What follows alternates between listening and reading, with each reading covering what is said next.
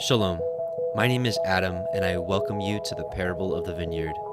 Every day, Yahuah is waking up a remnant, a group of people who are coming out of deceptions, realizing our walk is to consist of faith and obedience to his righteous commands. Each week, we read through and examine a portion of the Torah, allowing the Spirit of the Most High to guide, teach, and open our eyes and ears to the wondrous matters out of his law. Join us as we seek to be refined by his word, preparing ourselves for the return of our King of Kings, being faithful and obedient, walking in his way, truth, and life.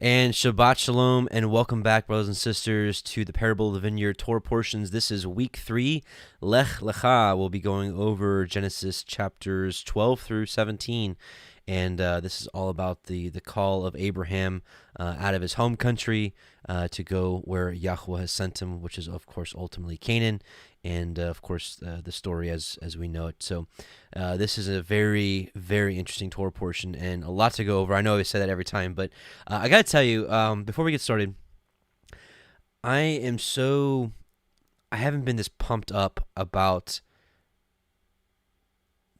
this Torah portion cycle. I haven't been this pumped up in so long, and I have to tell you why.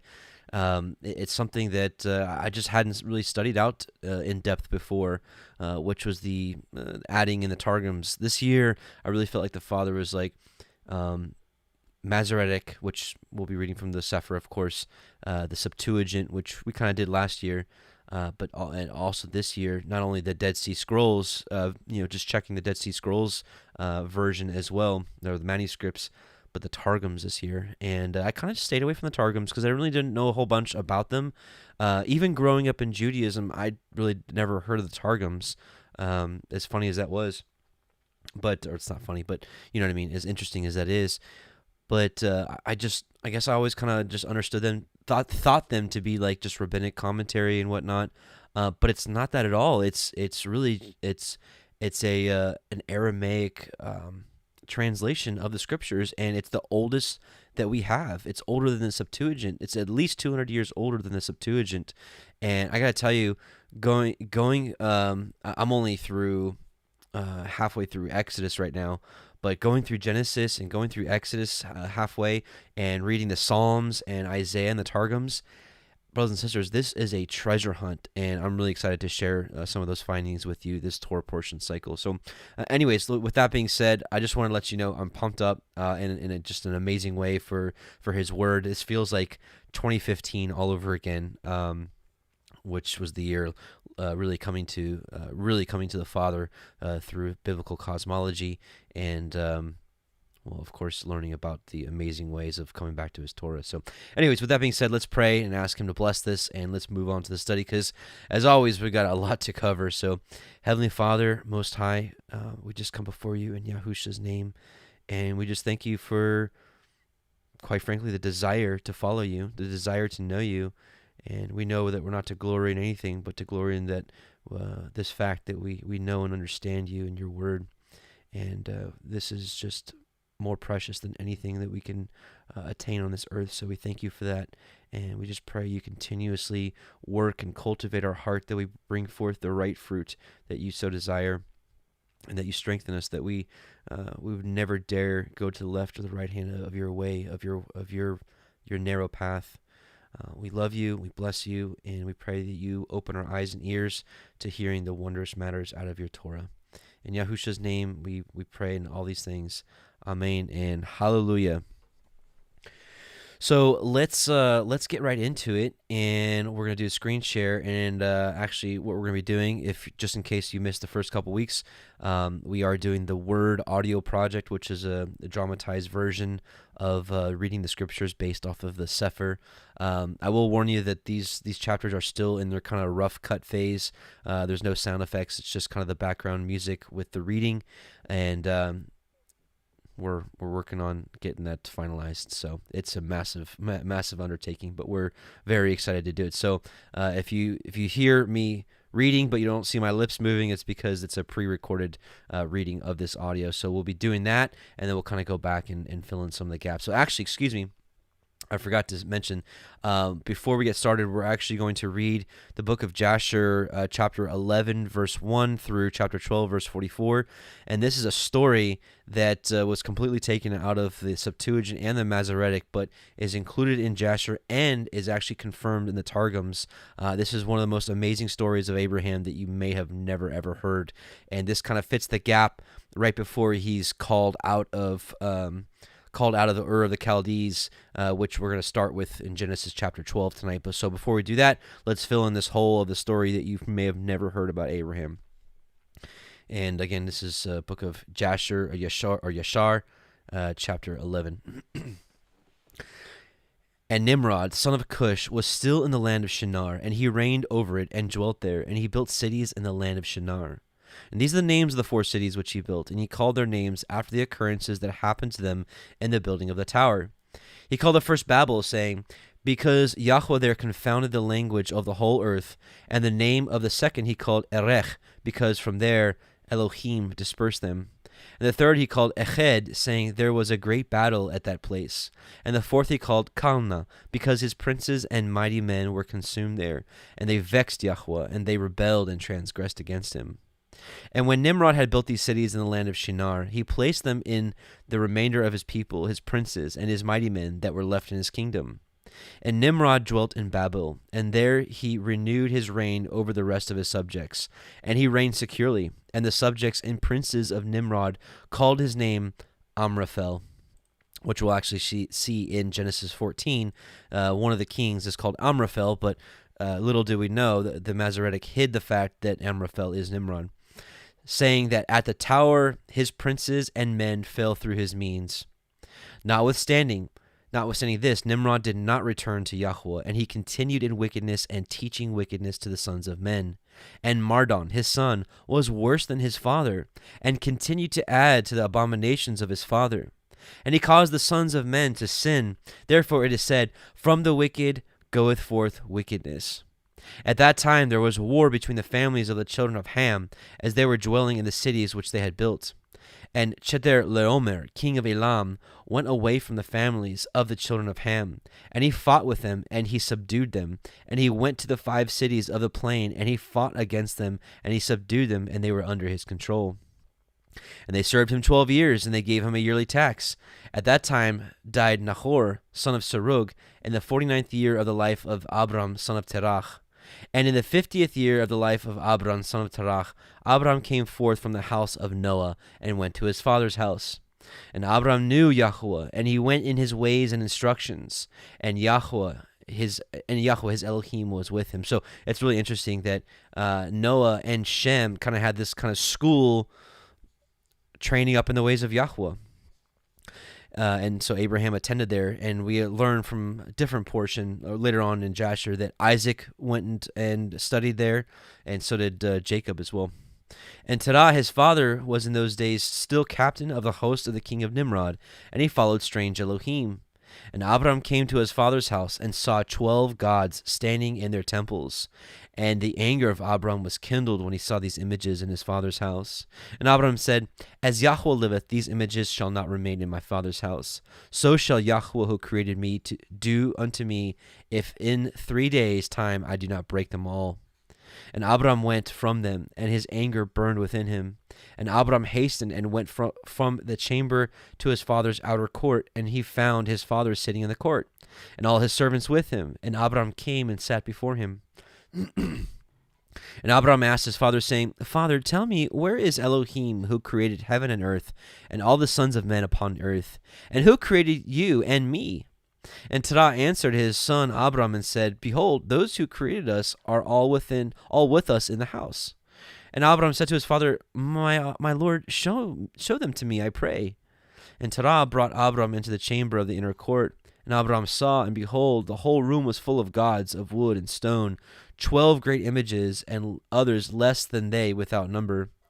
And Terah said to his son, Behold, these are they which made all you see upon the earth, and which created me and you and all mankind. And Terah bowed down to his gods, and he then went away from them, and Abram his son went away with him. And when Abram had gone from them, he went to his mother and sat before her. And he said to his mother, Behold, my father has shown me those who made heaven and earth and all the sons of men.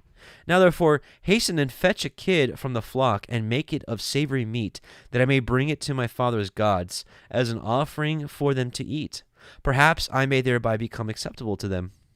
And his mother did so, and she fetched a kid, and made savory meat thereof, and brought it to Abram. And Abram took the savory meat from his mother, and brought it before his father's gods. And he drew nigh to them, that they might eat. And Terah his father did not know of it. And Abram saw on that day, when he was sitting amongst them, that they had no voice, no hearing, no motion, and not one of them could stretch forth his hand to eat. And Abram mocked them and said, Surely this savory meat that I prepared has not pleased them, or perhaps it was too little for them, and for that reason they would not eat. Therefore tomorrow I will prepare fresh savory meat, better and more plentiful than this, in order that I may see the result.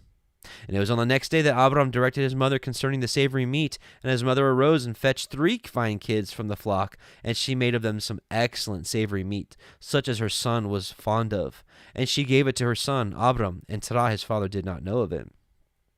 And Abram took the savory meat from his mother, and brought it before his father's gods into the chamber. And he came nigh unto them, that they might eat, and he placed it before them. And Abram sat before them all day, thinking, Perhaps they might eat. And Abram viewed them, and behold, they had neither voice nor hearing, nor did one of them stretch forth his hand to the meat to eat. And in the evening of that day in the house, Abram was clothed with the spirit of Elohim, and he called out and said, Woe unto my father in this wicked generation, whose hearts are inclined to vanity, who serve these idols of wood and stone, which neither can eat, smell, hear, nor speak, who have mouths without speech, eyes without sight, ears without hearing, hands without feeling, and legs which cannot move. Like them are those that made them and that trust in them. And when Abram saw all these things, his anger was kindled against his father, and he hastened and took a hatchet in his hand, and came unto the chamber of the gods, and he broke all his father's gods. And when he had done breaking these images, he placed the hatchet in the hand of the great God which was there before them, and he went out. And Terah his father came home, for he had heard at the door the sound of the striking of the hatchet. So Terah came into the house to know what this is all about. I just realized I wasn't screen sharing. Sorry. And Terah, having heard the noise of the hatchet in the room of images, ran to the room to the images, and he met Abram going out. And Terah entered the room and found all the idols fallen down and broken, and the hatchet in the hand of the largest which was not broken. And the savory meat which Abram his son had made was still before them. And when Terah saw when Terah saw this, his anger was greatly kindled, and he hastened and went from the room to Abram. And he found Abram his son still sitting in the house, and he said to him, What is this work which you have done to my gods? And Abram answered Terah his father and said, Not so, my lord, for I have brought savory meat before them.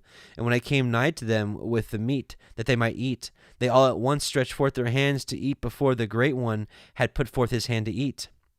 And the large one saw their works that they did before him, and his anger was violently kindled against them. And he went and took the hatchet that was in the house, and came to them and broke them all. And behold, the hatchet is yet in the hand, as thou seest. So Abraham was saying that the biggest god chopped down all the other gods because they tried to eat that food first, and so obviously he's being silly.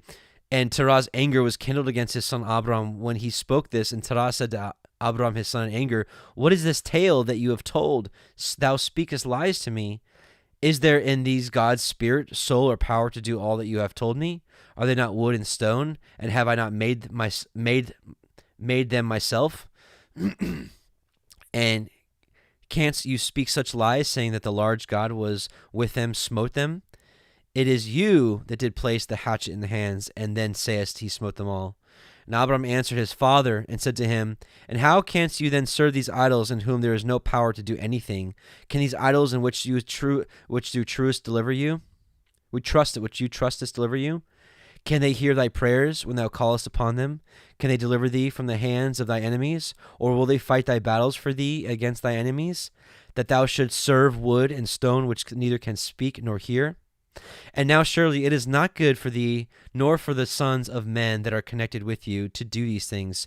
Are you so silly, so foolish, or so short of understanding, that you will serve wood and stone, and do after this manner? And forget Yahuah Elohiym, who made heaven and earth, and who created you in the earth, and thereby bring a great evil upon your souls in this matter by serving stone and wood? Did not our fathers in days of old sin in this matter, and Yahuah Elohiym of the universe brought the waters of the flood upon them and destroyed the whole earth? And how can you continue to do this and serve gods of wood and stone, who cannot hear or speak or deliver you from oppression, thereby bring you down the anger of Elohim of the universe upon you? Now therefore, my father, refrain from this, and bring not evil upon thy soul and the souls of thy household. And Abraham hastened and sprang forth from before his father, and took the hatchet from his father's largest idol, with which Abraham broke it, and ran away. And Terah, seeing all that Abraham had done, hastened to go from his house, and he went to the king, and he came before Nimród, and stood before him, and he bowed down to the king, and the king said, What do you want?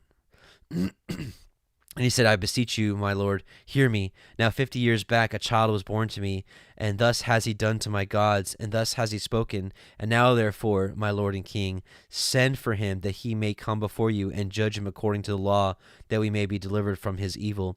Which, by the way, I don't think we read this last week, but long story short, the birth of Abraham was marked by an astronomical alignment that all of Nimrod's advisors saw, and they said that, hey, this amazing alignment can mean nothing other than Abraham, who was born today. He's going to destroy your kingdom, and so on and so forth. So Nimród commanded Terah to give Abraham to him so he can kill him and destroy the prophecy. And Terah ended up switching Abraham and gave Nimród one of his homeborn servant's children, and Abraham lived. And so the matter was hidden from Nimród. So now Terah is coming before him, and he's like basically telling him, like, sorry. And the king sent 3 men of his servants, and they went and brought Abram before the king. And Nimród and all his princes and servants were that day sitting before him. And Terah sat also before them. And the king said to Abram, What is this that you have done to thy father and to his gods? And Abram answered the king in the words that he spoke to his father, and said, The large God that was with them in the house did to them what you have heard. The king said to Abram, Had they power to speak and eat and do as you have said? And Abram answered the king, saying, And if there be no power in them, why dost thou serve them, and cause the sons of men to err through thy follies? Dost thou imagine that they can deliver you, or anything small or great, that you should serve them?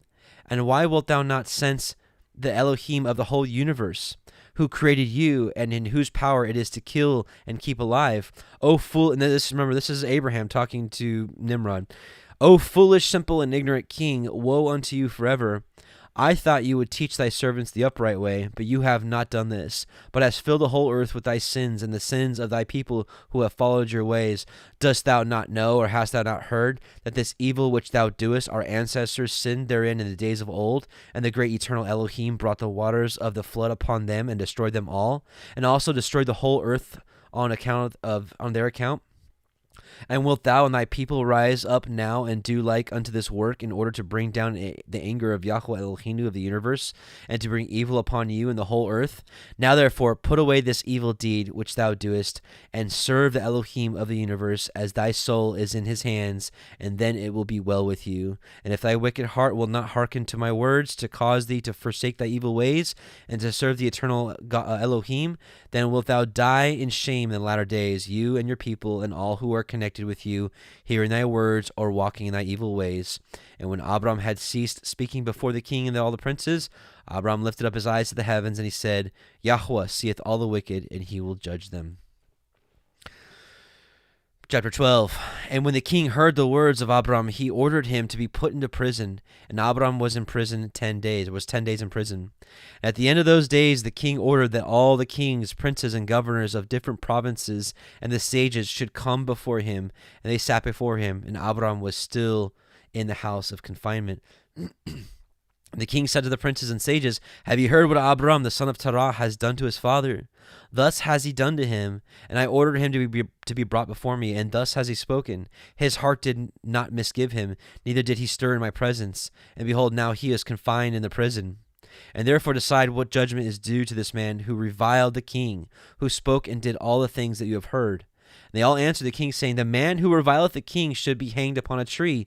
But having done all the things that he said, and having despised our gods, he must therefore be burned to death, for this is the law in this manner. If it pleaseth the king to do this, let him order his servants to kindle a fire both night and day in thy brick furnace, and then we will cast this man into it." And the king did so, and he commanded his servants that they should prepare a fire for thee 3 days and 3 nights in the king's furnace, that is, in Kasdim.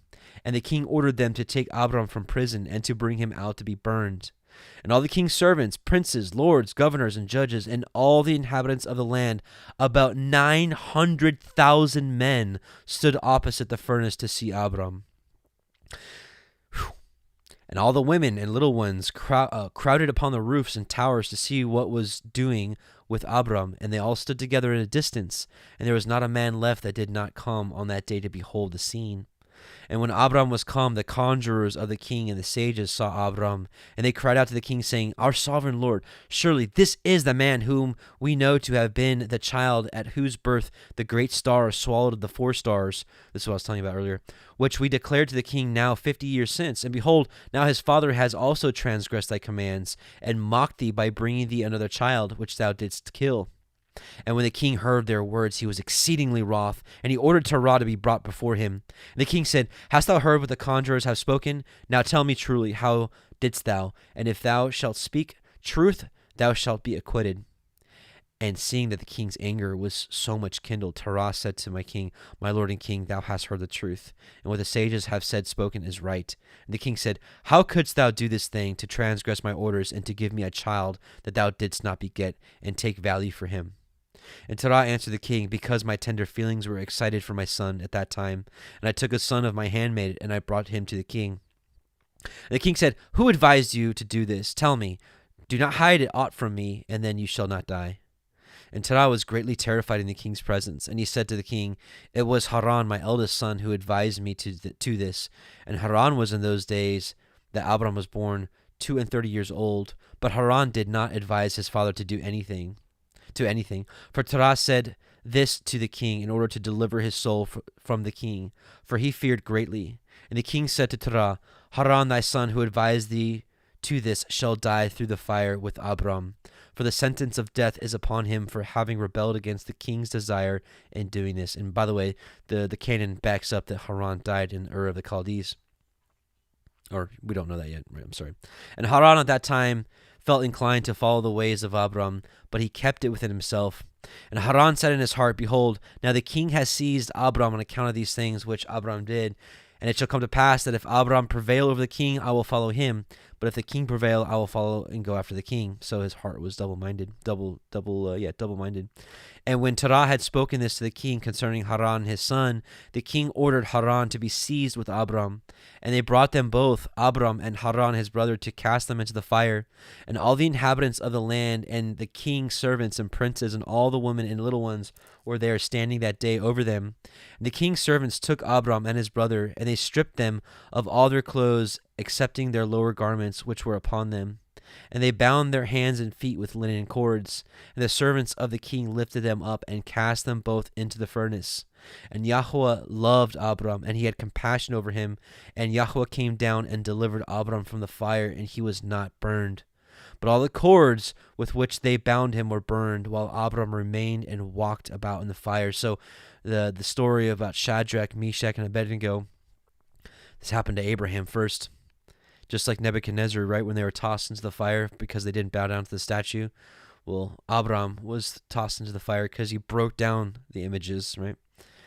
And Haran died when they had cast him into the fire, and he was burned to ashes, for his heart was not perfect with Yahuah.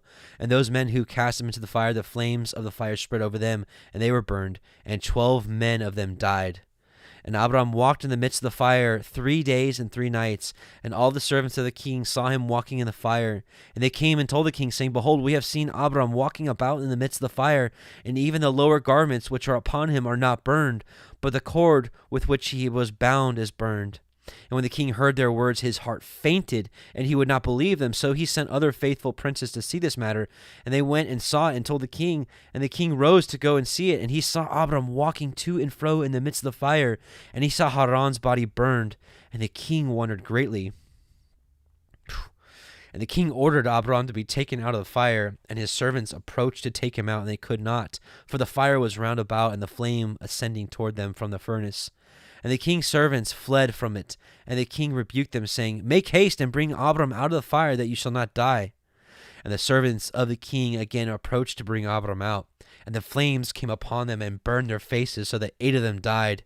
And when the king saw that his servants could not approach the fire, lest they should be burned, the king called to Abram, O servant of Elohim who is in heaven, go forth from the midst of the fire and come hither before me. And Abram hearkened to the voice of the king, and he went forth from the fire and came and stood before the king. Wow. And when Abram came out, the king and all his servants saw Abram coming before the king with his lower garments upon him, for they were not burned, but the cord with which he was bound was burned. And the king said to Abram, How is it that thou wast not burned in the fire?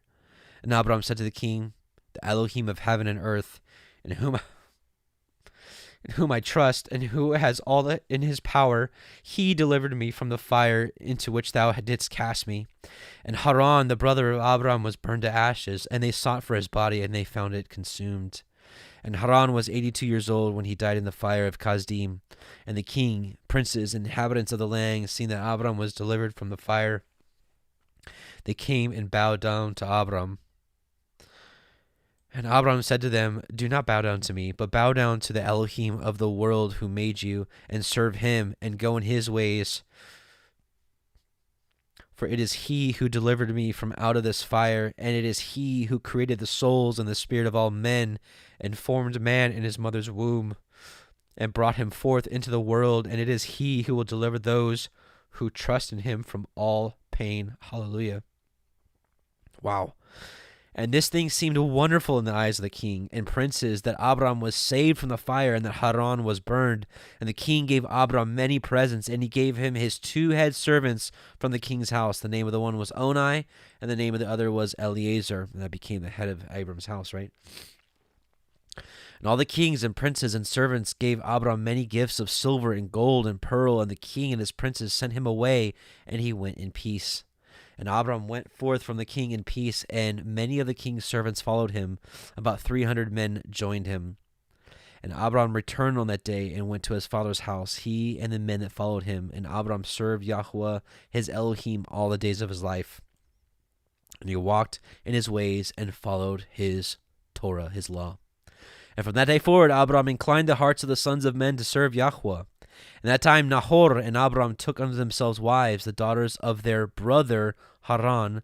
The wife of Nahor was Milcah, and the name of Abram's wife was Sarai. And Sarai, wife of Abram, was barren, and she had no offspring in those days. So that is just, honestly, it's one of the best. It's just one of the most amazing stories in Scripture. And why it was cut out of the Masoretic and Septuagint, no idea, but it is in the Targums, which is really, really interesting. But, last week we were talking about how I had always wondered how Abraham was able to marry his sister and it not be against Torah, because we've seen that the Torah was certainly alive well before Mount Sinai. And thanks to Jasher and the Targums, we find out that Sarah was actually his niece. And I had one more scenario that kind of bothered me, which was according to the Masoretic, Amram, the son of Levi, son of Kohath, son of Levi, married Jochebed, which the way it makes it sound in the Masoretic is that he married his aunt, which is also against the Torah. But we actually learned from the Targums that she was actually his cousin, because we get tripped up by when it says her father was so and so. Well, that could be grandfather, and we don't know it. So, anyways, really really interesting stuff. So let's now get to and actually let me I want to show you the Targums here. Second to last paragraph. I want to read this for you. This is the Targums. And this is Genesis 11 in the Targums. These are the generations of Terah. Terah begot Abram, Nahor, and Haran begot Lot. And it was when Nimrod had cast Abram into the furnace of fire because he would not worship his idol, and the fire had no power to burn him, that Haran's heart became doubtful, saying, if Nimrod overcome, I will be on his side, but if Abram overcome, I will be on his side. And when all the people who were there saw that the fire had no power over Abram, they said in their hearts, is not Haran the brother of Abram full of divinations and charms? And has he not uttered spells over the fire that it should not burn his brother? Immediately there fell a fire from the high heavens and consumed him, and Haran died in the sight of Terah his father, where he was burned in the land of his nativity in the furnace of the fire which the Kasdi had made for Abram his brother. So a little different retelling of it, but essentially the same story. You've got Abraham being cast in the fire, and him not being touched, and his brother Haran dying. Okay, so let's now go to chapter 12, and we will do again the reading from the word audio, which all right, here we go. Bereshit, Genesis chapter 12. Now Yahuwah had said unto Avram, get you out of your country and from your kindred and from your father's house unto a land that I will show you. And I will make of you a great nation, and I will bless you and make your name great, and you shall be a blessing. And I will bless them that bless you, and curse him that curses you. And in you shall all the families of the earth be blessed. So Avram departed as Yahuwah had spoken unto him, and Lot went with him. And Avram was 75 years old when he departed out of Haran. And Avram took Sarai his woman, and Lot his brother's son, and all their substance that they had gathered, and the souls that they had gotten in Haran, and they went forth to go into the land of Canaan. And into the land of Canaan they came. And Avram passed through the land unto the place of Shechem, unto the high oak in the plain of Moreh. And the Canaanite was then in the land. And Yahuwah appeared unto Avram and said, unto your seed will I give this land. And there built he an altar unto Yahuwah, who appeared unto him. And he removed from thence unto a mountain on the east of Beit El, and pitched his tent, having Beit El on the west, and Ai on the east. And there he built an altar unto Yahuwah, and called upon the name of Yahuwah. And Avram journeyed, going on still towards the Negev. And there was a famine in the land, and Avram went down into Mitzrayim to sojourn there, for the famine was grievous in the land. And it came to pass, when he had come near to enter into Mitzrayim, that he said unto Sarai his woman, behold now, I know that you are a fair woman to look upon. Therefore it shall come to pass, when the Mitzrayim shall see you, that they shall say, this is his woman, and they will kill me, but they will save you alive. Say, I pray you, you are my sister, that it may be well with me for your sake, and my soul shall live because of you. And it came to pass, that when Avram was come into Mitzrayim, the Mitzrayim beheld the woman that she was very fair. The princes also of Pharaoh saw her, and commended her before Pharaoh, and the woman was taken into Pharaoh's house. And he entreated Avram well for her sake. And he had sheep, and oxen, and he-asses, and men-servants, and maid-servants, and she-asses, and camels. And Yahuwah plagued Pharaoh and his house with great plagues because of Sarai, Avram's woman. And Pharaoh called Avram and said, what is this that you have done unto me? Why did you not tell me she was your woman? Why said you, she is my sister, so I might have taken her to me to be my woman? Now therefore, behold, your woman, take her and go your way. And Pharaoh commanded his men concerning him, and they sent him away, and his woman, and all that he had. Okay, so chapter 12.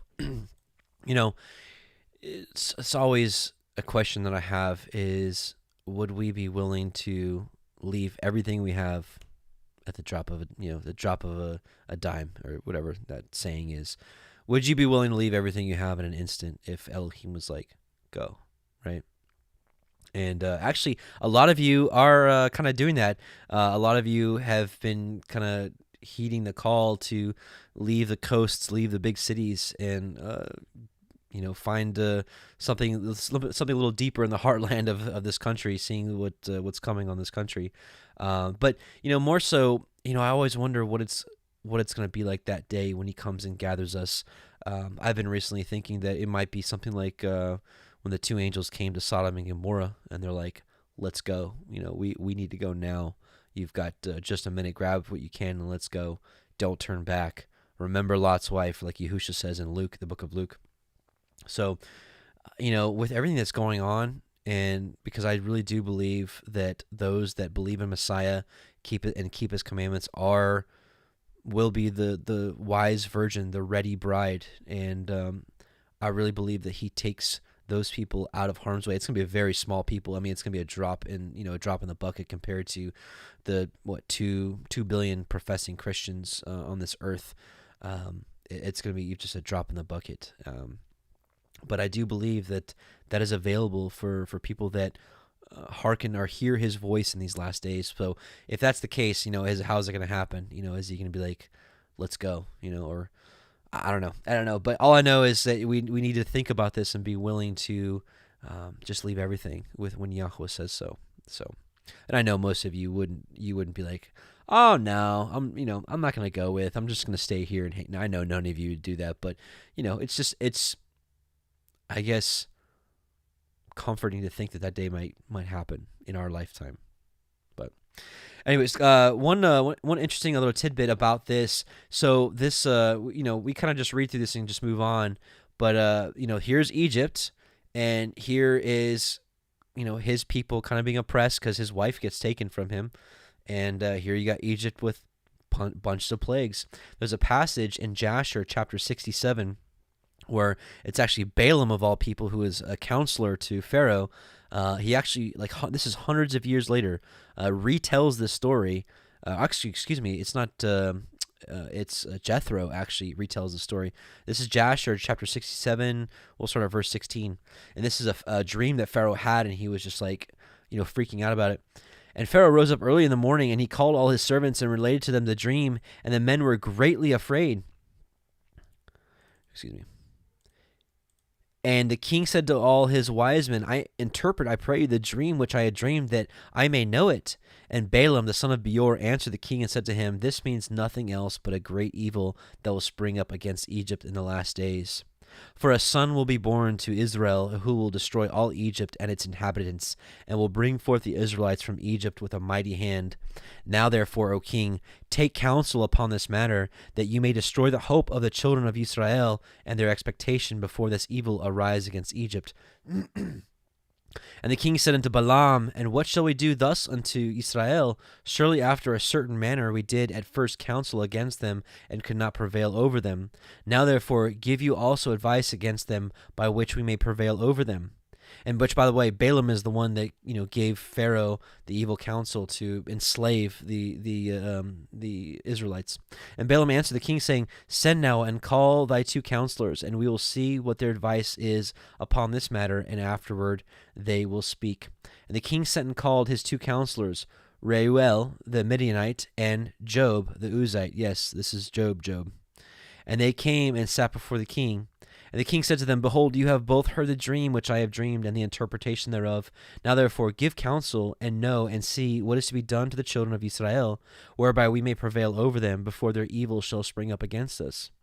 And Reuel the Midianite answered the king and said, this is Jethro, may the king live forever.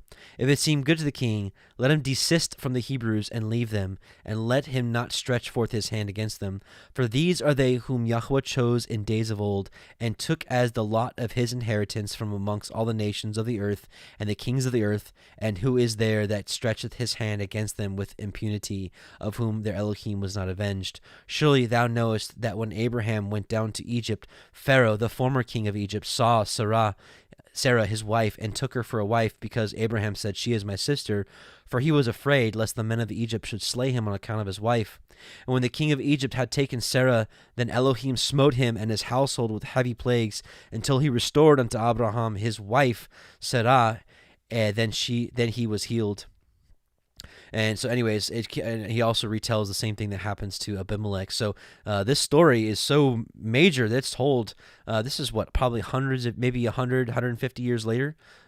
So this is a major, major event. So just something to take into consideration. All right, so let's move on to chapter 13. Give me a second. And here we go. Bereshit, Genesis chapter 13. And Avram went up out of Mitzrayim, he and his woman and all that he had, and Lot with him, into the Negev. And Avram was very rich in cattle, in silver and in gold. And he went on his journeys from the Negev even to Bethel, unto the place where his tent had been at the beginning, between Bethel and Ai, unto the place of the altar which he had made there at the first, and there Avram called on the name of Yahuah. And Lot also, which went with Avram, had flocks and herds and tents. And the land was not able to bear them, that they might dwell together, for their substance was great, so that they could not dwell together. And there was a strife between the herdsmen of Avram's cattle and the herdsmen of Lot's cattle. And the Canaanite and the Perizzite dwelled then in the land. And Avram said unto Lot, Let there be no strife, I pray you, between me and you, and between my herdsmen and your herdsmen, for we be brethren. Is not the whole land before you? Separate yourself, I pray you, from me. If you will take the left hand, then I will go to the right. Or if you depart to the right hand, then I will go to the left.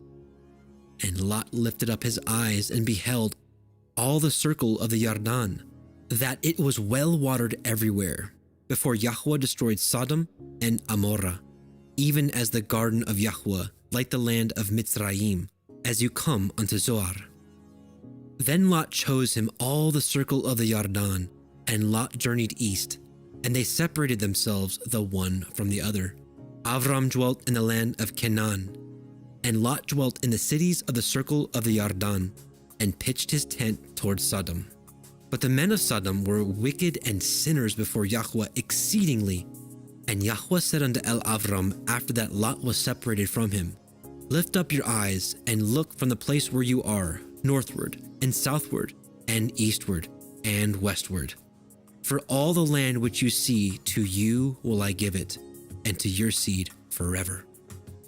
And I will make your seed as the dust of the earth, so that if a man can number the dust of the earth, then shall your seed also be numbered. Arise, walk through the land in the length of it, and in the breadth of it, for I will give it unto you. Then Avram removed his tent, and came and dwelt in the plain of Mamre, which is in Hebron, and built there an altar unto Yahuah. Okay, short little chapter, but interesting nonetheless. I will say it's, there's so many parallels in the Torah as to like things that repeat in types and shadows and patterns. And when it says right here, and Avram went up out of Mitzrayim, he and his woman and all he had, and Lot with him, into the Negev. Well, really the word that's used there, wilderness, and actually in the Septuagint it actually reads wilderness. It says into the wilderness, and it just makes me think of what's to come with the Israelites with Moses, kind of like our spiritual wilderness journey now. Messiah Yahusha in the wilderness being tempted. Just so many different parallels there. And then verse 2, it says, and Abraham was very rich in cattle and silver and gold. Again, here's another parallel. Just like the Israelites left Egypt into the wilderness, very rich. So that's what happened to Abraham as well. So Exodus 12:35-38. And the children of Israel did according to the word of Moshe, and they borrowed of the Egyptians jewels of silver and jewels of gold and raiment. And Yahuah gave the people favor in the sight of the Egyptians, so that they lent unto them such things as they required, and they spoiled the Egyptians. And the children of Israel journeyed from Ramesses to Sukkot, about 600,000 on foot, that were men besides children, and a mixed multitude went up also with them, and flocks and herds, even very much cattle. So they left rich. And so it happened with Abraham, it happened with Moses and the people coming out, and quite frankly, it happened to the children leaving Babylon. Well, at least all the treasures that were stored from the temple were kind of returned to them. And there's tons of prophetic. I didn't pull them all up for today because it'd be such a big rabbit trail, but the same promise is for the final regathering, when he gathers all of his people to New Jerusalem. Well, the kings of the earth are going to bring all their riches, they're just going to bring all their riches to New Jerusalem and give it unto Yahuah and his people. So it's just amazing stuff how things kind of just repeat in patterns like that. I want to read a little snippet from verse 9 in the Targum. So verse 9, it says, "And contentions arose between the shepherd of Abram's flock and the shepherds of the flock of Lot. For the shepherds of Abram had been instructed by him not to go among the Canaanites and the Perizzites, who as yet had power in the land, and to restrain the cattle, that they should make no depredation." So basically, there was like some borders that they were supposed to keep to, and apparently Lot's cattle, his herdsmen would let him kind of go into the land of the Canaanites that was not sectioned off for them. And so, Abraham's like, I don't want to steal, I don't want that to happen, because they were running out of room, and so I guess, maybe they weren't doing it like to be, to be thieves, but nevertheless, they needed the extra space. And so that's when they're like, let's just separate. It also says here that Sodom and Gomorrah was well watered everywhere before Yahuah destroyed it, even as the garden of Yahuah, like the land of Mitzrayim. And just wanted to share a couple things here. Ezekiel, showing that Sodom, one of their sins was that they had plenty, they had overabundance, and because of that, their hearts were lifted up. Ezekiel 16, 49-50, "Behold, this was the iniquity of thy sister Sodom, pride, fullness of bread," that's an overabundance, "an abundance of idleness was in her and in her daughters, neither did she strengthen the hand of the poor and needy, and they were haughty and committed abomination before me, therefore I took them away as I saw good." Also, verse 13, "But the men of Sodom were wicked and sinners exceedingly before Yahuah." Here's just a small snippet. We'll be reading more of this next portion when it actually deals with Sodom and Gomorrah, but here's just a small snippet. Chapter 18 book of Jasher, chapter 18 verses 11-15. "In those days, all the people of Sodom and Gomorrah and the whole 5 cities were exceedingly wicked and sinful against Yahuah, and they provoked Yahuah with their abominations. They strengthened in aging abominably and scornfully before Yahuah, and their wickedness and crimes were in those days great before Yahuah. And they had in their land a very extensive valley, about a half a day's walk, and in there were fountains of water and a great deal of herbage surrounding the water. And all the people of Sodom and Gomorrah went there 4 times in the year, with their wives and children and all belonging to them. And they rejoiced there with the timbrels and dances. And in the time of rejoicing, they would all rise and lay hold of their neighbors' wives, and some the virgin daughters of their neighbors, and they enjoyed them. And each man saw his wife and his daughter in the hands of his neighbor, and they did not say a word. And they did so from morning to night, and they afterward returned home, each man to his house, and each woman to her tent. So they always did 4 times in the year." And man, I can just only imagine their thought processes of like why they would do that. I bet they'd be like, "Oh, yeah, it's for the good of the community, so we just." I mean, it's like what chaos. Like if everybody's sleeping with each other, like you don't know whose child is really whose, but I bet they're like, "See, we're all one." And I bet those are the kind of doctrines they'd have.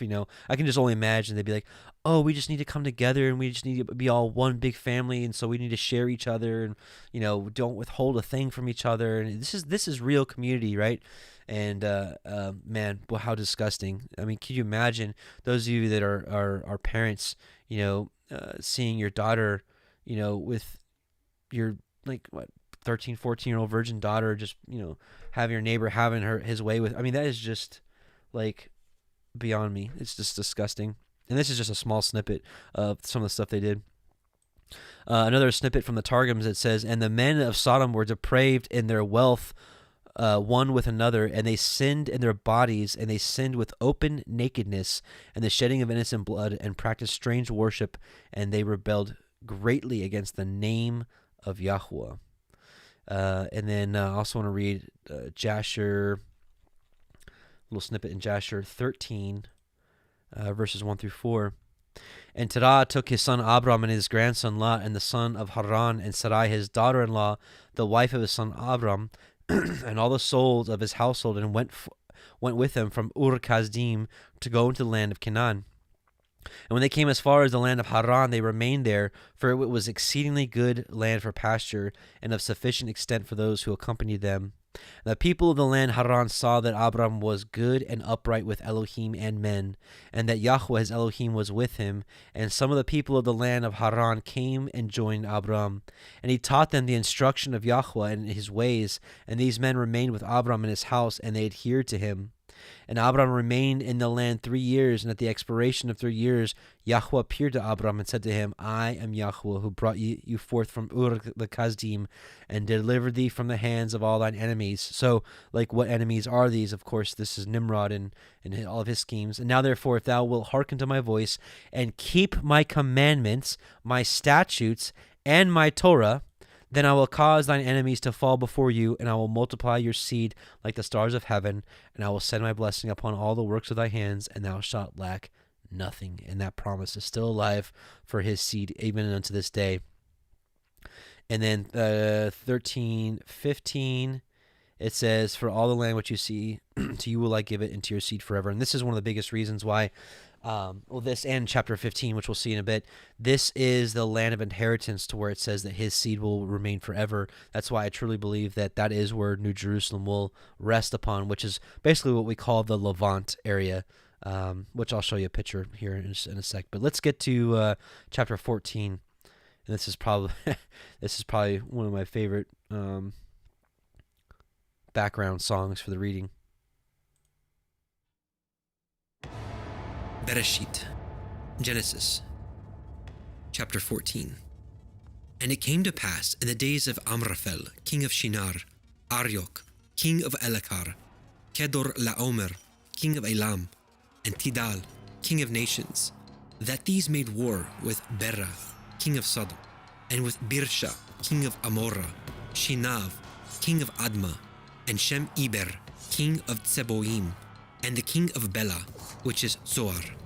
All these were joined together in the valley of Siddim, which is the Salt Sea. 12 years they served Kedor Laomer, and in the 13th year they rebelled.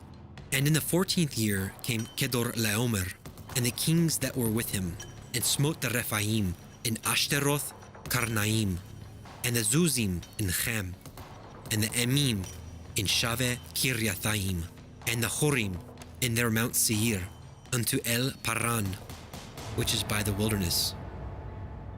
And they that remained fled to the mountain. And they took all the goods of Sodom and Amorah, and all their victuals, and went their way. And they took Lot, Avram's brother's son, who dwelt in Sodom, and all his goods, and departed. And there came one that had escaped, and told Avram the Ivri, for he dwelt in the plain of Mamre the Emori, brother of Eshkol, and brother of Aner, and these were confederate with Avram.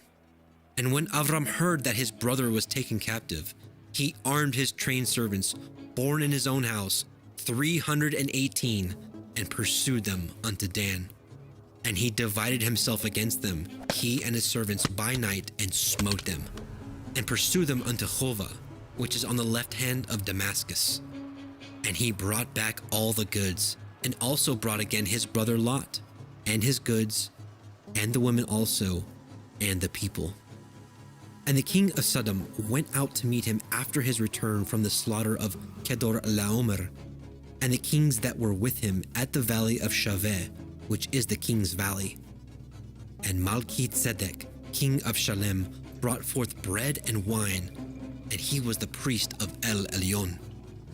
And he blessed him and said, Blessed be Avram of El Elyon, possessor of heaven and earth.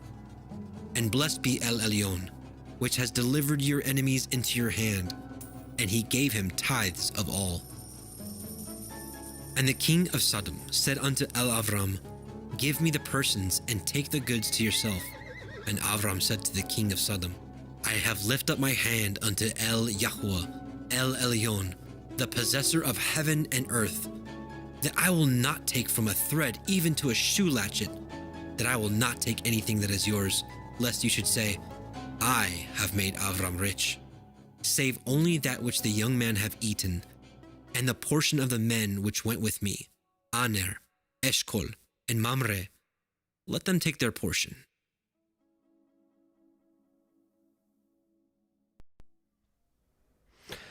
Okay, so this is the other great part about playing these recordings is we get to see any errors. And so I also commission any of you out there that hear these recordings and follow along. If we make any mistakes, let us know. This is going to be a great opportunity to clean up some things. So somehow a big chunk got cut out, and I'm not sure why, but this is a good opportunity to fix it. So real quick, it missed this. And then when they returned, they came to Ein Mishpat, which is Kadesh, and smote all the country of the Amalekim, and also the Amorim that dwelt in Chatzon Tamar. And there went out king of Sodom, and the king of Amorah, and the king of Admah, and the king of Zeboim, and the king of Bela, the same as Zoar. And they joined battle with them in the valley of Siddim, with Kedorlaomer, king of Elam, and with Tidal, king of nations, and Amraphel, king of Shinar, which we saw is Nimrod, and Arioch, king of Elakar, 4 kings with 5. And the valley of Siddim was full of slime pits, and the kings of Sodom and Amorah fled and fell there, and they that remained fled to the mountain. So somehow that all got cut out. So I apologize, but again, this is a good way for us to kind of see what we need to edit and fix. This is all just rough stuff, but it is interesting that this is like just a major battle. You got 4 kingdoms versus 5 kingdoms, and Kedorlaomer and his kings, they're going around and killing all the giants and people that rebel. It's just, this is like this is some of the stuff that we've seen in Hollywood, like these major battles. I can imagine this is where they get some of this material from, and maybe the thought processes of these major battles that happen throughout the ages. So just absolutely amazing. So verse 16, and he brought back all the goods, and also brought against him his brother Lot and his goods, and is with him. It's amazing. I think one of the texts say that the Abraham and his 318 men, they went up against like 800,000 people and destroyed all their armies. Like, how does that happen other than the power of Yahuah in doing a miracle? How does David beat Goliath? How did Levi and Shechem go into a town and kill maybe upwards of 10,000 people, just them two and 2 swords? Well, of course, Yahuah was with them. So it's absolutely amazing to imagine that we serve this very same creator that gives power unto men. Verse 18, it says, Malki-Tzedek, king of Salem, brought forth bread and wine, and he was the priest of El Elyon. Well, it so happens that this Melchizedek is actually named, and it is Shem, which it's actually confirmed by the Targums, and I'll show you. We're going to read Joshua 16, 1 through 12. And that time Kedorlaomer, king of Elam, sent out all the neighboring kings to Nimrod, king of Shinar. So it says it tells you right there that's who Amraphel is, who is then under his power, and to Tidal, king of the Goyim, or nations, and to Arioch, king of Elasar, with whom he made a covenant, saying, Come up to me and assist me, that we may smite all the towns of Sodom and its inhabitants, for they have rebelled against me these 13 years. And these 4 kings went up with all their camps, about 800,000 men, as they were there, and smote every man they found in the road. And the 5 kings of Sodom and Gomorrah, Shinab, king of Admah, Shemeber, king of Zeboim, and Bera, king of Sodom, Bersha, king of Gomorrah, and Bela, king of Zoar, went out to meet them, and they all joined together in the valley of Siddim. And these 9 kings made war in the valley of Siddim, and the kings of Sodom and Gomorrah were smitten before the kings of Elam. And the valley of Siddim was full of lime pits, and the kings of Elam pursued the kings of Sodom. And the kings of Sodom with their camps fled and fell into the lime pits, and all that remained went to the mountain for safety. And the 5 kings of Elam came after them and pursued them to the gates of Sodom. And they took all that was in Sodom, all that were there in Sodom. And they plundered all the cities of Sodom and Gomorrah, and they also took Lot, Abraham's brother, and his property, and they seized all the goods of the cities of Sodom. And they went away, and Eunuch, Abraham's servant, who was in the battle, saw this, and told Abram all that the kings had done to the cities of Sodom, and that Lot was taken captive by them. And Abram heard this, and he rose up with about 318 men that were with him, and he that night pursued these kings and smote them, and they all fell before Abram and his men, and there was none remaining but the 4 kings who fled, and they went each his own road. And Abram, that's 800,000 men. And Abram recovered all the property of Sodom, and he also recovered Lot and all his property, his wives and little ones, and all belonging to him, so that Lot lacked nothing. And when he returned from smiting these kings, he and his men passed in the valley of Siddim, where the kings had made war together. And Bera, king of Sodom, and the rest of his men that were with him, went out from the lime pits into which they had fallen to meet Abram and his men. And Adonizedek, or Melchizedek, Adonai is Lord, or you could even just, it's the same person, this is Melchizedek, and Adonizedek, Melchizedek, king of Jerusalem, the same was Shem, went out with his men to meet Abram and his people with bread and wine, and they remained together in the valley of Melech. And Adonizedek blessed Abram, and Abram gave him 1/10 from all that he had brought from the spoil of his enemies, for Adonizedek was a priest before Elohim. And just to show you that Shem was kind of still around also, book of Jasher, chapter 9, verses 5 through 6. This is what I was telling you about earlier. When Abram came out from the cave, he went to Noah and his son Shem, and he remained with them to learn the instruction of Yahuah and his ways, and no man knew where Abram was. And Abram served Noah and Shem, his son, for a long time. And Abram was in Noah's house 39 years. And Abram knew Yahuah from 3 years old, and he went in the ways of Yahuah until the day of his death, as Noah and his son Shem had taught him. And all the sons of the earth in those days greatly transgressed against Yahuah, and they rebelled against him, and they served other gods, and they forgot the Yahuah who had created them in the earth.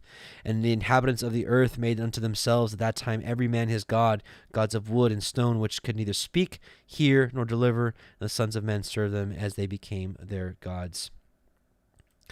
All right, so a couple of things I want to talk about in 14. So here's a little passage in the Targums, chapter 14, and it was in the days of Amraphel, he is Nimrod, who commanded Abram to be cast into the furnace. He was then king of Pontus, Arioch, so called because he was Arik, tall among the giants, king of Tasalar, and Malki-Zedek, who was Shem bar Noah, so Shem, son of Noah, the king of Yerushalayim, came forth to meet Abram, and brought forth to him bread and wine, and in that time he ministered before Elohai. Yeah. So, one last passage, Jubilees 17, chapter 17, verse 15 through 18. We'll read this real quickly. And the prince Mastema came, which is Satan, came before Elohim. Behold, Abraham loves Yitzchak his son, and he delights in him above all things else. Bid him to offer him as a burnt offering on the altar, and you will see if he will do as this command, and you will know if he is faithful in everything wherein you do try him. Right, this is the key word, trying him, to test Abraham. And Yahuah knew that Abraham was faithful in all his afflictions, for he had tried him through his country, right, leave your country, and the famine, going down into Egypt, and he had tried him in the wealth of the kings. And that's what we saw at the end of chapter 14, where Abraham's like, I'm not going to take even a shoe latchet from you, lest you should say, I have made Abraham rich. So it was a testing to see if Abraham would take the riches. And he had tried him again through his woman when she was torn from him, and with circumcision, and tried him through Ishmael and Hagar, his maidservant, when he sent them away. So it was 10 tests that Abraham passed, all 10. So praise be to Yah for that. So let's go to chapter 15.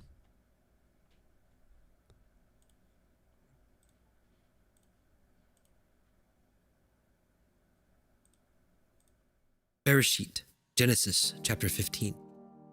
After these things, the word of Yahuah came unto Avram in a vision, saying, Fear not, Avram, I am your shield, and your exceeding great reward.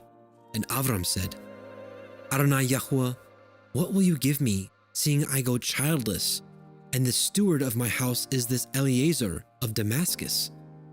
And Avram said, Behold, to me have you given no seed, and lo, one born in my house is my heir. And behold, the word of Yahuah came unto him, saying, This shall not be your heir, but he that shall come forth out of your own generation shall be your heir. And he brought him forth abroad and said, Look now towards the heavens, and count the stars, if you be able to number them. And he said unto him, So shall your seed be. And he believed in Yahuah, and he counted it to him for righteousness. And he said unto him, I am Yahuah, that brought you out of Ur of the Kasdim, to give you this land to inherit it. And he said, Adonai Yahuah, whereby shall I know that I shall inherit it? And he said unto him, Take me a heifer of 3 years old, and a she-goat of 3 years old, and a ram of 3 years old, and a turtle dove, and a young pigeon. And he took unto him all these, and divided them in the midst, and laid each piece one against another. But the birds divided he not. And when the fowls came down upon the carcasses, Avram drove them away. And when the sun was going down, a deep sleep fell upon Avram, and lo, a horror of great darkness fell upon him. And he said unto Avram, Know of a surety that your seed shall be a stranger in the land that is not theirs, and shall serve them, and they shall afflict them 400 years. And also that nation whom they shall serve will I judge, and afterward they shall come out with great substance. And you shall go to your fathers in peace. You shall be buried in a good old age. But in the 4th generation they shall come hither again, for the iniquity of the Amorim is not yet full. And it came to pass that when the sun went down and it was dark, behold, a smoking furnace and a burning lamp that passed between those pieces. And the same day Yahuah cut a covenant with Avram, saying, Unto your seed have I given this land, from the river of Mitzrayim unto the great river, the river Perath, the Kenaim, the Kenizim, the Kadmonim, and the Chitim, and the Perizim, and the Rephaim, and the Amorim, and the Kenanim, and the Girgashim, and the Yebusim. Man, what a good chapter. I want to share this with you. Some of you may be familiar with this, but you know, when Yahuah says, look up to the stars and see if you can number them, so shall your seed be. There's quite a bit more to that than meets the eye. And there's a video I would love for you to test. It's called Enoch 43, Identity of the Stars in Heaven Revealed. And we actually start off with, this verse in Genesis 15. And your current thoughts on what the stars are may be challenged, but it may also be quite the blessing to kind of take a look at. So it's called, again, Enoch 43, Identity of the Stars. So you can just type in probably like Enoch 43, Parable of the Vineyard, or Enoch 43, Identity of the Stars, or something like that. So anyways, check that out when you have some time. It may bless you. Be careful. It may bless you.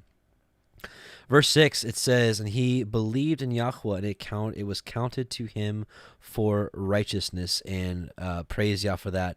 And you know, unfortunately, I think modern day Christianity has taken that and ran with it in unfortunately in the wrong way, because they also forget Genesis 26:5, which says, because that Abraham obeyed my voice, which is clear enough. To obey his voice means to keep his commandments. Very clear in Exodus 19, that's what it means.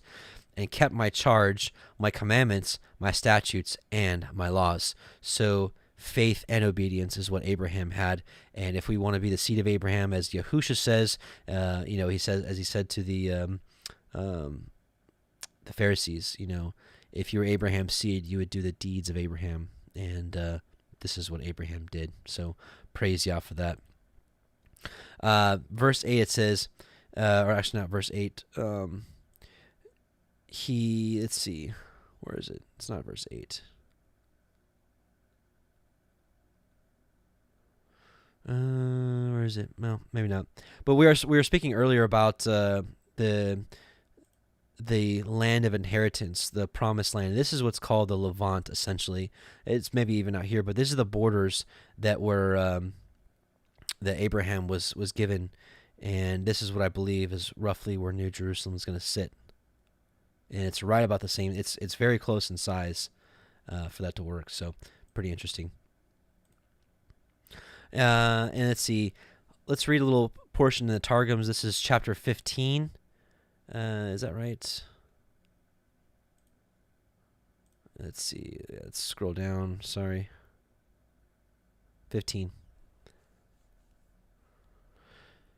So at the beginning of chapter 15, it's a little confusing. It says, after these things, the word, which by the way, it says the word of Yahuah came unto Avram. So this is one of the very few times that in this the Torah, it says the word of Yahuah came to Avram.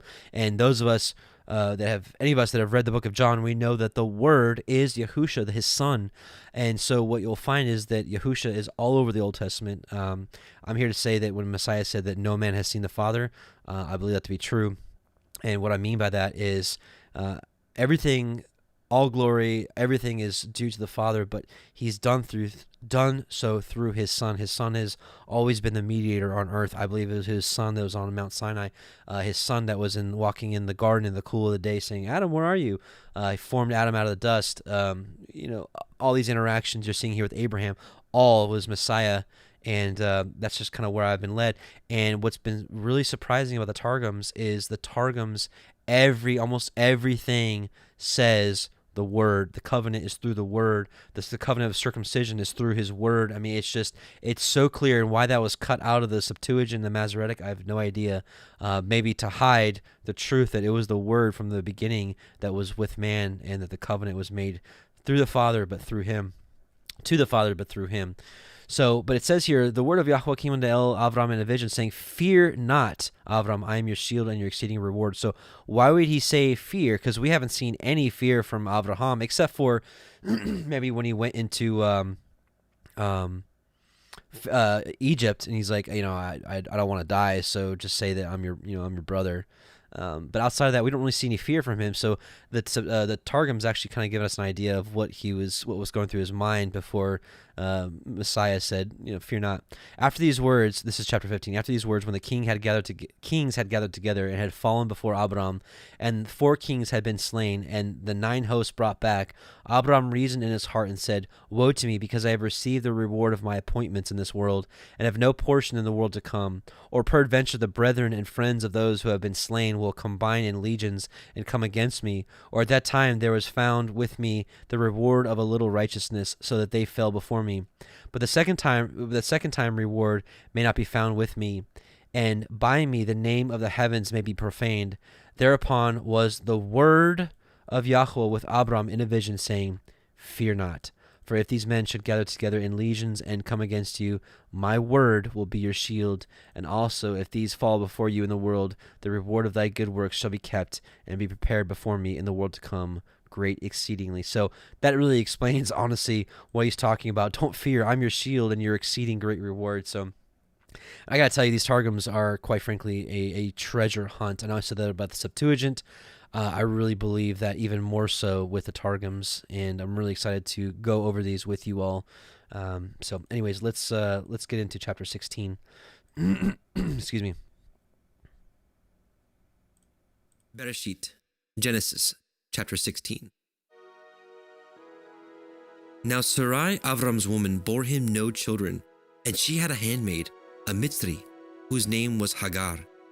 And Sarai said unto Avram, behold now, Yahuah has restrained me from bearing. I pray you, go in unto my maid. It may be that I may obtain children by her. And Avram hearkened to the voice of Sarai. And Sarai, Avram's woman, took Hagar her maid the Mitzri, after Abraham had dwelt 10 years in the land of Canaan, and gave her to her man Avram to be his woman. And he went in unto Hagar, and she conceived. And when she saw that she had conceived, her mistress was despised in her eyes. And Sarai said unto Abram, My wrong be upon you. I have given my maid into your bosom. And when she saw that she had conceived, I was despised in her eyes. Yahuah judge between me and you.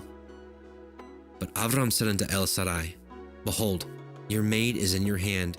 Do to her as it pleases you. And when Sarai dealt hardly with her, she fled from her face. And the angel of Yahuah found her by a fountain of water in the wilderness, by the fountain in the way to Shur. And he said, Hagar, Sarai's maid, whence came you, and whither will you go? And she said, I flee from the face of my mistress Sarai. And the angel of Yahuah said unto her, Return to your mistress, and submit yourself under her hands. And the angel of Yahuah said unto her, I will multiply your seed exceedingly, that it shall not be numbered for multitude. And the angel of Yahuah said unto her, Behold, you are with child, and shall bear a son, and shall call his name Ishmael, because Yahuah has heard your affliction. And he will be a wild man. His hand will be against every man, and every man's hand against him. And he shall dwell in the presence of all his brethren. And she called the name of Yahuah that had spoken unto her, You, see me. For she said, Have I also looked here after him that sees me? Wherefore the well was called Be'er Lachairoi.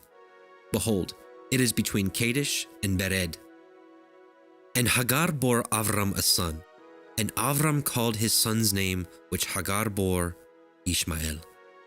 And Avram was 86 years old when Hagar bore Ishmael to Avram.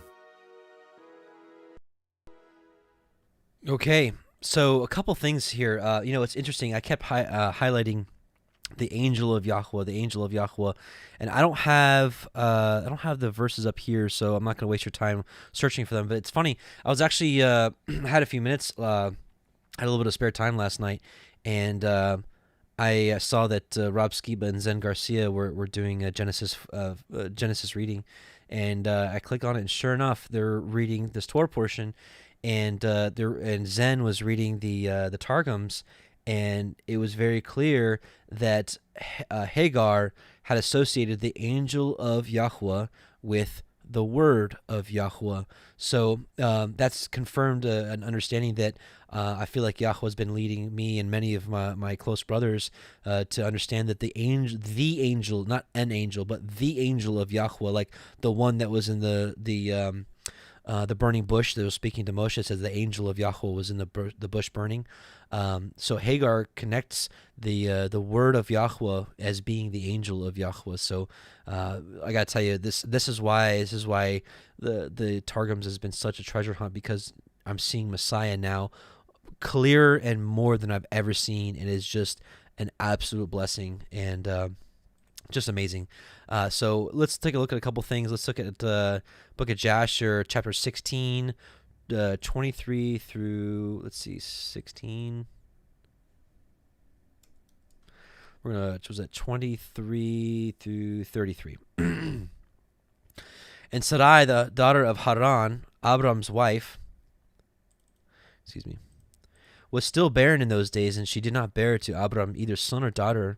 And when she saw that she bare no children, she took her handmaid Hagar, whom Pharaoh had given her, and she gave her to Abram her husband for a wife. So, this is just something that it is what it is. Abram, the progenitor of the entire seed of Abraham, had two wives. For Hagar learned all the ways of Sarai as Sarai taught her. She was not in any way deficient in following her good ways. And Sarai said to Abram, Behold, here is my handmaid Hagar. Go to her, that she may bring forth upon my knees, that I may also obtain children through her. At the end of 10 years of Abram's dwelling in the land of Canaan, which is the 85th year of Abram's life, Sarai gave Hagar unto him. And Abram hearkened to the voice of Sarai his wife, and he took his handmaid Hagar, and Abram came to her, and she conceived.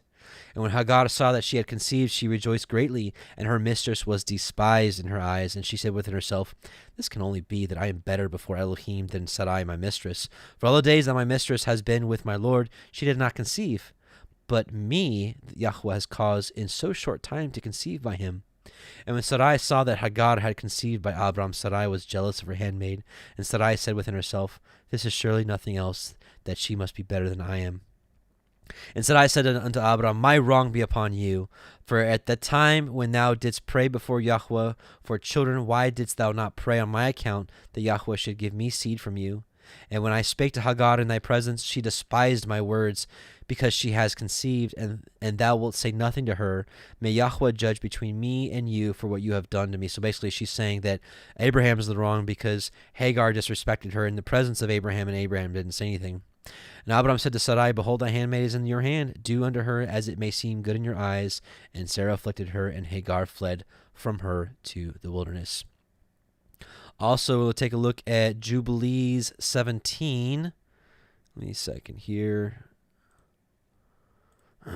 Jubilees 17, 16 through 17. I think we already read that. Yeah, okay. Well, it's the same thing we read. And so this is talking about the 10 trials of Abraham. So one of Abraham's trial was, and he had tried him through Ishmael and Hagar, his maidservant, when he sent them away. But yeah, that's actually further down the road when Ishmael was like 13, I think. So the Targums read a couple things. But Sarah, the wife of Abraham, had not borne to him, but he had a handmaid, an Egyptian, and her name was Hagar, a daughter of Pharaoh, whom he gave to him as a handmaid at the time that he received her, being struck by the word from before Yahuah. And she gave thanks before Yahuah, whose word spake to her, and thus said, thou art he who livest, art eternal, who seest, but art not seen. For she said, behold, here is revealed the glory of the Shekinah of Yahuah after a vision. So, anyways, it's just interesting that Hagar is in fact royalty. Hagar was given to Sarah as a handmaid when Abraham and Sarah went into Egypt, and Pharaoh took Sarah, and Pharaoh was struck with plagues.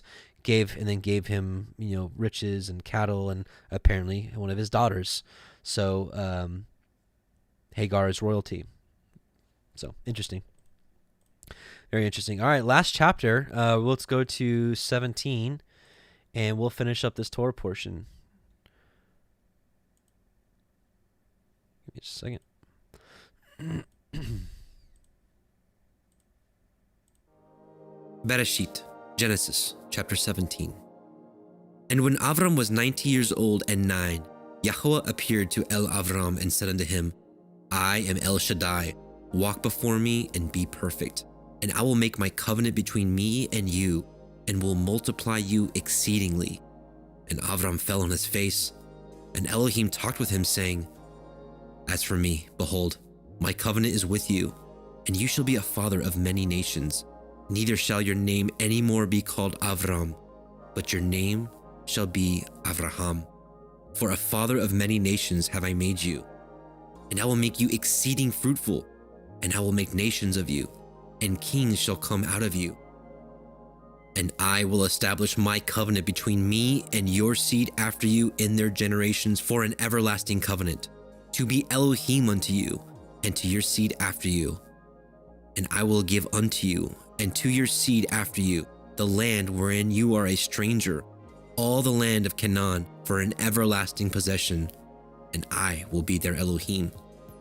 And Elohim said unto Avram, You shall guard my covenant therefore, you and your seed after you in their generations.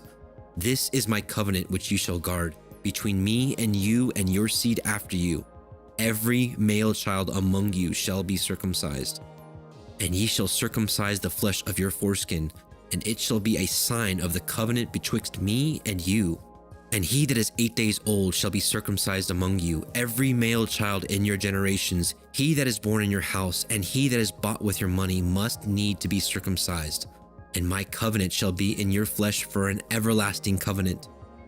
And the uncircumcised male child whose flesh of his foreskin is not circumcised, that soul shall be cut off from his people. He has broken my covenant. And Elohim said unto Abraham, As for Sarai your woman, you shall not call her name Sarai, but Sarah shall be her name. And I will bless her, and give you a son also of her. Yea, I will bless her, and she shall be a mother of nations. Kings of people shall be of her. Then Avram fell upon his face and laughed, and said in his heart, Shall a child be born unto him that is 100 years old? And shall Sarah that is 90 years old bear?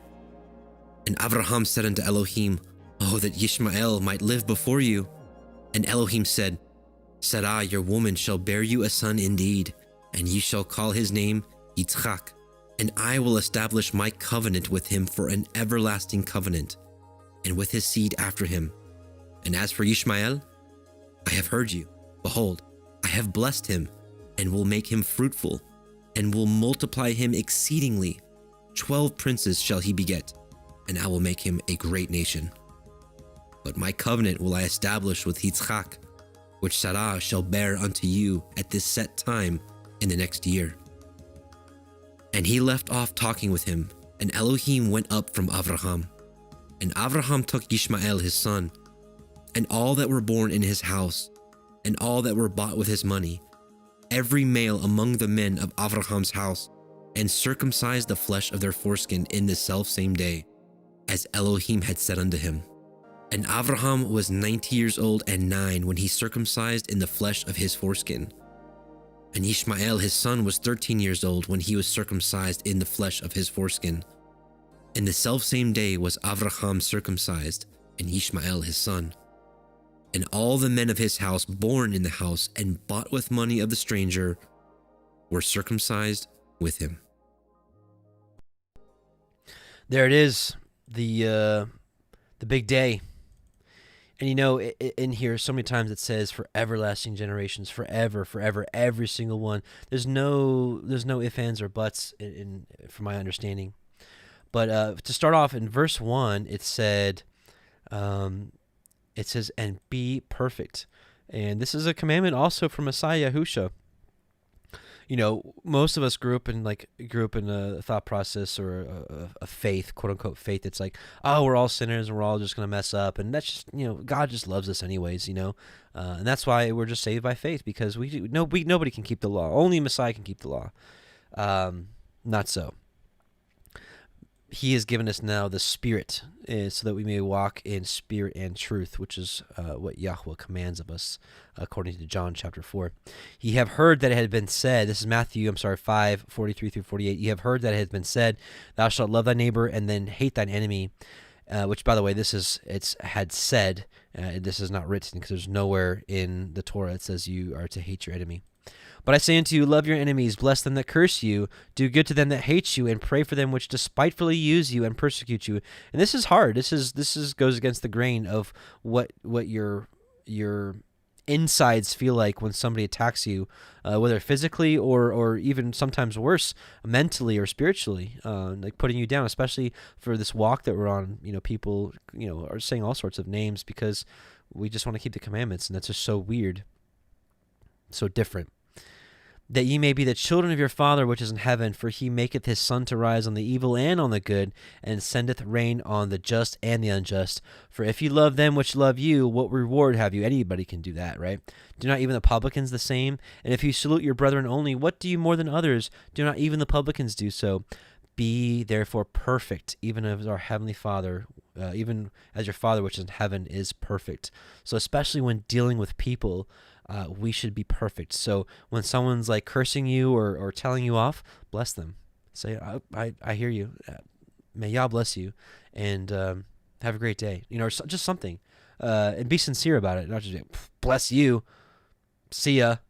I mean, that's not what he's talking about, right? Verse 14, it says, and the uncircumcised male whose flesh of his foreskin is not circumcised, that soul shall be cut off from his people. He has broken my covenant. So I want to go over a couple things. Circumcision is truly spiritual and physical, I believe. I don't believe the spiritual has replaced the physical, but there is a spiritual part of it. Deuteronomy 10:16, circumcise therefore the foreskin of your heart and be no more stiff-necked. And this is truly This is part of the walk. But for someone to say it's only the spiritual and not the physical, I think is wrong. That goes along the same lines as saying, when Messiah said, "You have heard that it has been said of old time, thou shalt not commit adultery. But I say unto you, if a man has lusted after a woman in his heart, he has committed adultery in his heart already." So same thing with you have heard that it is said, "You shall." Thou shalt not kill, but I say unto you, he who hates his brother in his heart has committed murder already in his heart. So for us to say that the spiritual replaces the physical is to say, I can go next door to my neighbor's house and commit adultery with his wife as long as I don't lust after her in my heart. That doesn't make any sense. It's both. You don't go physically commit adultery, and you don't mentally or in your heart commit adultery. Same thing as hate.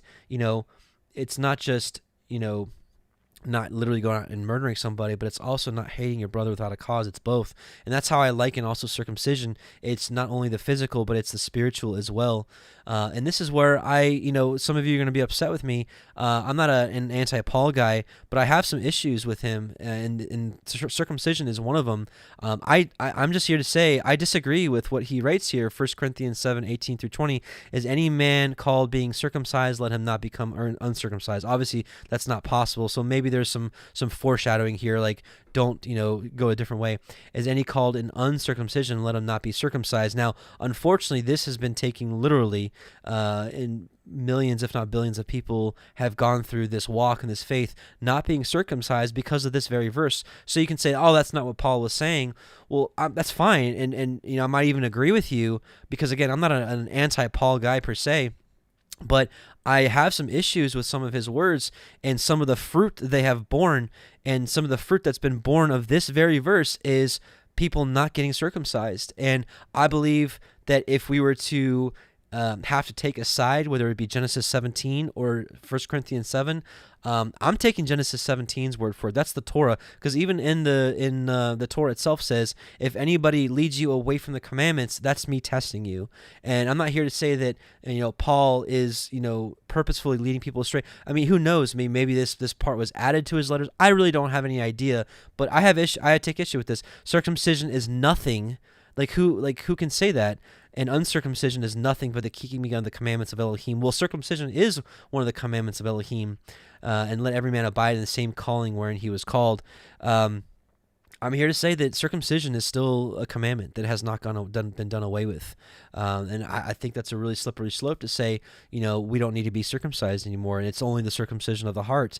Because again, we'd be going back to this, what we were saying earlier, where, I can go commit adultery as long as I don't have adultery in my heart, or I can go commit murder as long as I don't hate my brother in my heart. It's silly. It doesn't make any sense. And I look at circumcision the same way. You can't have the spiritual without the physical, in this case. And same thing, people spiritualize the Sabbath. Oh, Yeshua is my Sabbath every day. That's not what the text says, and that's what it's never said.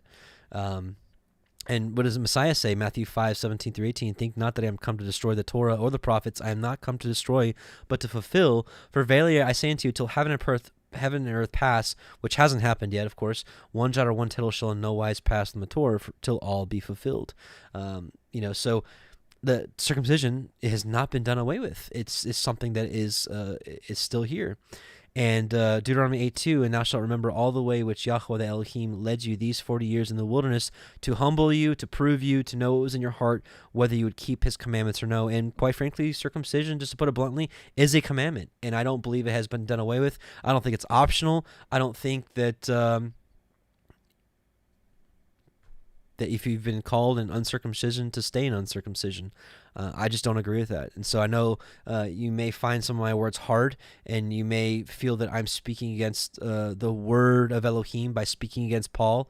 But we've got to ask ourselves, are we going to stand for Genesis 17 or not, which says it's every male my covenant shall be in your flesh for an everlasting covenant. Never goes away, ever, ever. Let's take a look at Jubilees 15:24-34. 24-34 of Jubilees. And on the selfsame day was Abraham circumcised, and all the men of his house, and all those whom he had bought with money from the children of the stranger were circumcised with him. This Torah is for all the generations forever. And there is no circumcision of the days, and no omission of one day out of the 8 days, for it is an eternal ordinance. It doesn't get much clearer than that. Ordained and written on the heavenly tablets. And everyone that is born, the flesh of whose foreskin is not circumcised on the 8th day, belongs not to the children of the covenant which Yahuah made with Abraham, but to the children of destruction. Nor is there moreover any sign on him that is Yahuah's, but he is destined to be destroyed and slain from the earth, and to be rooted out of the earth, for he has broken the covenant of Yahuah Elohiym. For all the angels of the presence and all the angels of sanctification have been so created from the day of their creation, and before the angels of the presence and the angels of sanctification he has sanctified Yisrael, that they should be with him and with his holy angels. That's interesting. And do you command the children of Yisrael, and let them observe the sign of this covenant for their generations as an eternal ordinance, and they will not be rooted out of the land. For the commandment is ordained for a covenant, that they should observe it forever among all the children of Yisrael.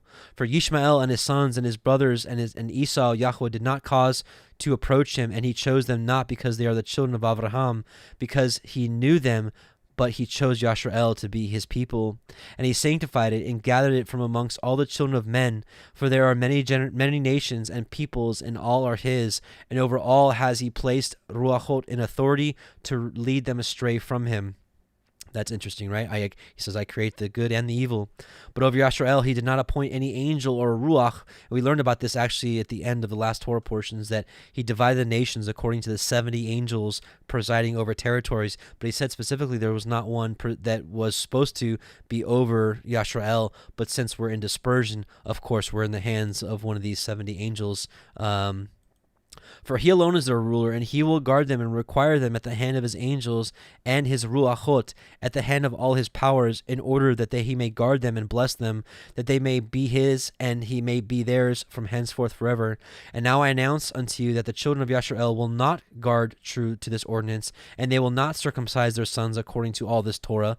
For in the flesh of their circumcision they will omit the circumcision of their sons, and all of them, sons of Belial, will leave their sons uncircumcised as they were born.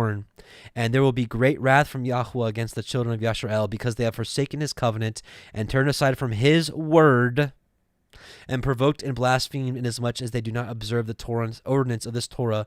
For they have treated their members like the other nations, so that they may be removed and rooted out of the land, and there will no more be pardon or forgiveness unto them, so that there should be forgiveness and pardon for all their sin of this eternal error. So if you're listening to this and you're not circumcised, I would take this before Yahuah. Pray, fast, whatever you need to do, and see what he wants you to do with this, because the commandment seems to be very, very clear. Let's take a look at also the Targums. We're going to read chapter 17. And here is really where the gem of the Targums really comes out. Listen to this. And Yahuah said unto Abram, Go you from your land, and separate yourself from thy kindred. Go forth from the house of thy father. Go into the land which I will show you, and I will make you a great people, and will bless you, and magnify your name, and thou shalt be blessed. And I will bless the priest who will spread forth their hands in prayer, and bless thy sons. And Biliam, who will curse them, I will curse, and they shall slay him with the word of the sword, the mouth of the sword, and in you shall be blessed all the generations of the earth. And Abraham went according as Yahuah had spoken with him, and Lot went with him. And Abraham was the son of 75 years old at his going forth from Haran. And Abraham took Sarah his wife, and Lot his brother's son, and all the substance which they had acquired, and the souls whom they had proselyted in Haran, and went forth to go to the land of Canaan. And they came to the land of Canaan. And Abraham passed through the land unto the place of Shechem, and unto the plain which he had been shown. And I'm skipping this. Okay. And the Canaanites were then in the land, for the time had not yet come that the sons of Israel should possess it. And Yahuah was revealed unto Abraham, saying, To thy sons will I give this land. And he built there an altar before Yahuah, who was revealed to him. And he went up from thence to a mountain which was eastward of Bethel, and outspread his tent, having Bethel on the west and Ai on the east. And he built there an altar before Yahuah, and prayed in the name of Yahuah. And Abraham, Oh, wow, I was reading the wrong one. Forgive me. I misunderstood. Yeah, here we go. Chapter 17, this is what I meant to read. And Abraham was a son of 99 years old, and Yahuah appeared to Abraham and said, I am El Shaddai. Serve before me and be perfect in thy flesh. And I will set my covenant between my word and you, and will multiply you very greatly. Did you catch that? There's more. And because Abraham was not circumcised, he was not able to stand, but he bowed himself upon his face, and Yahuah spake with him, saying, Behold, I have confirmed my covenant with you, and with you shall be the father of many peoples, and thy name shall be no more called Abram, but Abraham shall be thy name, because to be the father of a great multitude of peoples have I appointed you, and I will make you exceeding fruitful, and will set thee for congregations, and kings ruling over peoples shall come forth from you. And I have established my covenant between my word and you. The covenant has always been with the Father through his Son. His Son has always been the mediator with us. I'm getting goosebumps right now. This is so amazing. This is one of the biggest finds of this year. And thy sons after you and their generations for an everlasting covenant, to be Elohim to you and to thy sons after you. And I will give to you and to thy sons after you the land of thy habitation, all the land of Canaan, for an everlasting possession.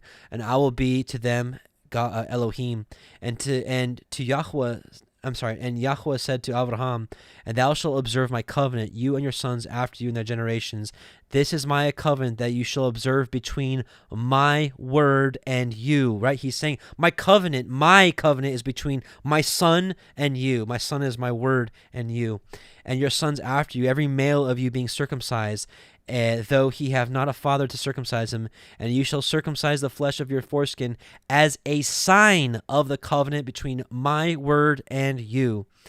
Brothers and sisters, I'm telling you, it's both. It's the spiritual circumcision of your heart and the physical. And the son of Eredj, anyway, so it just keeps going, but it's just so amazing that this was made between his word. It was made between Yahusha pre-incarnate before he came down and sojourned with us. So, man, just absolutely amazing. And last thing I wanted to mention, that we saw Abram, his name being changed to Abraham, and Sarai to Sarah. And it's also interesting that in Revelation 2:17 that says that he gives his faithful people a new name. So, man, praise be the Most High for all that. So that concludes our Torah portion, and let's just give thanks to the Most High for revealing his word and his truth in these last days. Heavenly Father, Yahuah, we just come before you, and we're just so grateful for your word, and we're just so thankful that you have shown us all these things in these last days, that you have given us a heart of repentance and given us a mind and a heart that wants to serve you the way that you have ordained for the sons of Israel for all generations. We just thank you for your word that you have sent from the very beginning for our covenant to be with you through him. And we're just so thankful for revealing these things in this late hour, that we may try to understand you better. And we just thank you, Abba. You are the revealer of wisdom. You are the one that is doing all this through your Ruach through us. And we just thank you so much, and that we ask you to continue to cultivate our lives and to prune off us what is bad and to keep that which is good. And we just bless you, and we just thank you, and we are earnestly waiting for you, and want to be found ready. In Yahusha's name, amen and amen. Yevarechecha Yahuah Ve'yishmerecha Ya'er Yahuah Panav Elecha Vechuneka Yisa Yahuah Panav Elecha Ve'yasem Lecha Shalom. Yahuah bless you and keep you. Yahuah make his face shine upon you and be gracious unto you. Yahuah lift up his countenance upon you and give you shalom. Shabbat shalom, brothers and sisters. It was great studying with you. I pray that it was a blessing for you, but more importantly, I pray that this was a sweet savor before the Most High, and we'll see you soon. Shabbat shalom. Rest well, brothers and sisters. We'll talk to you soon.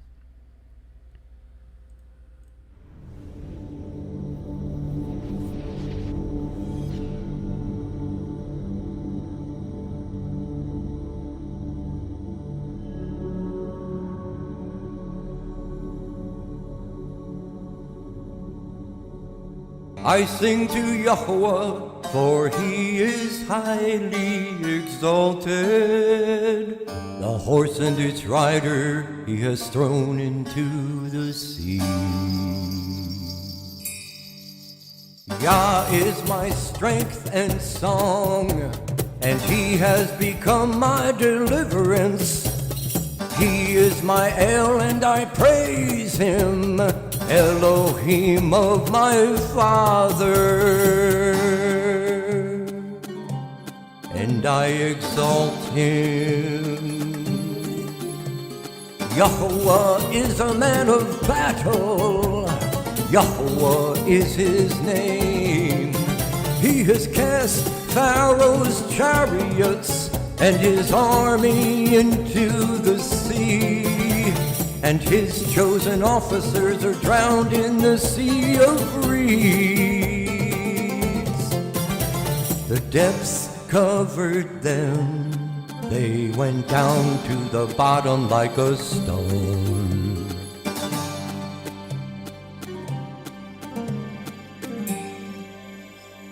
Your right hand, O Yahuah, has become great in power. Your right hand, O Yahuah, has crushed the enemy. And in the greatness of your excellence, you pulled down those who rose up against you. You sent forth your wrath, it consumed them like stubble. And with the wind of your nostrils, the waters were heaped up. The floods stood like a wall, the depths became stiff in the heart of the sea. The enemy said, I pursue, I overtake, I divide the spoil, my being is satisfied on them. I draw out my sword, my hand destroys them. You blew with your wind, the sea covered them, they sank like lead in the mighty waters. Who is like you, O Yahuah, among the mighty ones? Who is like you, great in Kodeshah, awesome in praises, working wonders? You stretched out your right hand, the earth swallowed them. In your kindness, you led the people whom you have redeemed. In your strength, you guided them to your Kodesh dwelling. Peoples heard, they trembled, anguish gripped the inhabitants of Pelasheth. Then the chiefs of Edom were troubled, the mighty men of Moab. Trembling grips them, all the inhabitants of Canaan melted. Fear and dread fell on them by the greatness of your arm. They are as silent as a stone. Until your people pass over, O Yahuah. Until the people whom you have bought pass over. You bring them in and plant them in the mountain of your inheritance, in the place, O Yahuah, which you have made for your own dwelling, the Mikdash, O Yahuah, which your hands have prepared. Yahuah reigns forever and ever.